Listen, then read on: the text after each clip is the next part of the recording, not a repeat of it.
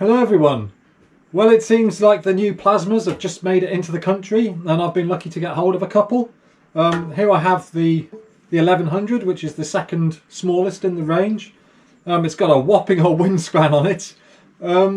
I've got my old 1600 plasma here from the previous year, and if I put these two side by side on top of each other, you'll see that even the 1100 has got a wider wingspan than last year's 1600. This is largely down to the aspect ratio of this year, which has had a big old bump. This year's is 11, whereas last year's I think was 7.5. So a big old bump in aspect ratio there. I've been trying this over the last 3 days in flat water conditions, and I've been having a great time on it. One of the things that I was a little bit concerned about with, a high aspect ratio foil was whether it would be difficult to ride, but it isn't whatsoever. I think you could quite easily give this to a beginner, although it wouldn't be the perfect foil for them, and they would get on with it no trouble. Very, very well behaved, takes off at really low speeds, doesn't exhibit that kind of aggressive dropping out of the water. Just a really, really nice, easy to use foil. I think anyone would be really happy with this. It also has a really good low end.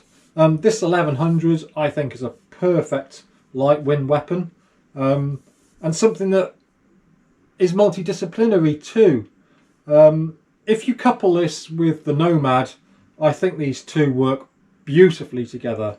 The low drag of the Nomad coupled with the high span and high lift of this foil makes it an incredible light wind weapon.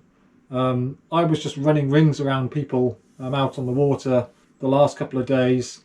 When they weren't getting going, I was just flying continuously, even getting close to competing with the wing foil, the kite foilers with bottom end, which I think is quite a feat indeed.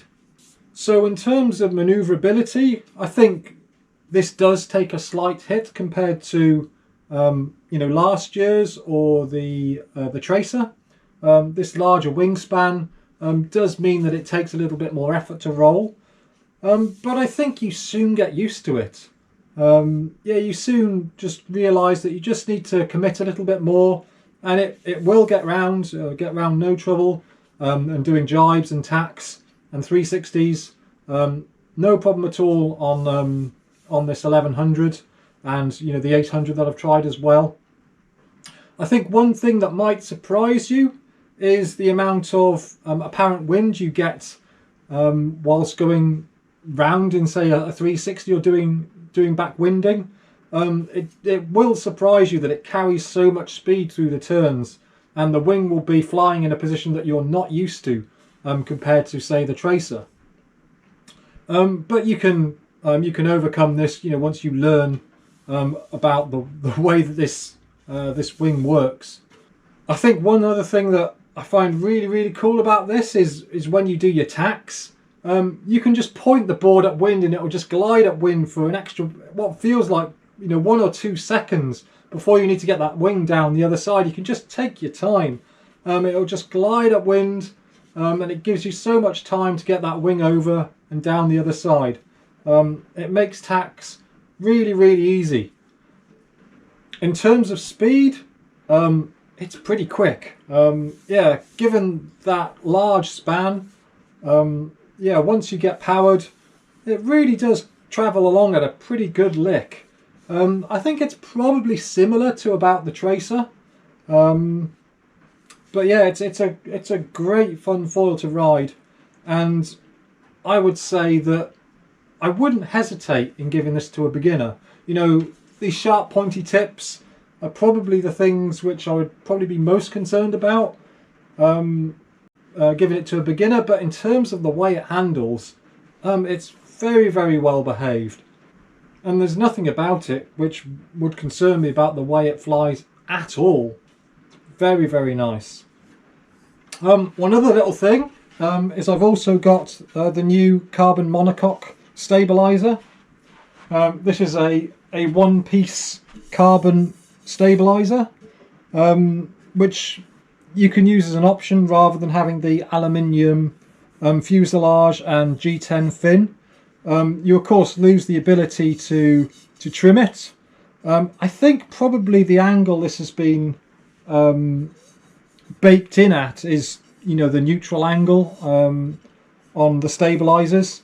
So I would say generally if you've been using the G10 stabilizers and you've been putting them in the central setting, I would imagine this is probably going to be the right setting for you. This is the setting I generally ride with, and I have seen no need to actually alter this. I think it's very, very nicely set up, and it's a beautifully engineered piece of kit. This fits in so nicely in the taper lock system. Very, very impressed with this. I think it just makes it a beautifully finished bit of kit in general.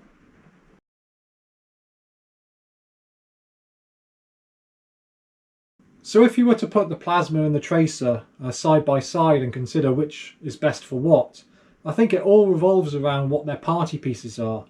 I think for the plasma, you know, it's all about efficiency and glide. And for the tracer, it's more about still having decent efficiency and glide, but having better maneuverability. I think the plasma will be better for far off ocean swells, and milking those really weak bumps that the tracer will struggle to really catch. Whereas the tracer is more about doing more radical manoeuvres on the wave face, and also more suitable to flat water freestyle due to its increased manoeuvrability. The plasma is also a great light wind weapon. I think for my weight, 82 kilograms, 1100 is perfect. I'm also very much looking forward to using it with a sup to do some sup foiling. I think it will be great for that. And I've also heard, you know, the 880 is amazing with the foil drive, but I'm yet to try that myself yet. So I hope you found this early review useful. This new plasma is a beautiful bit of kit, and I'm so looking forward to getting out on it some more, especially in the waves, and then trying it out with the paddle too. I think that's all for now, so thank you very much for watching. Catch you later. Bye.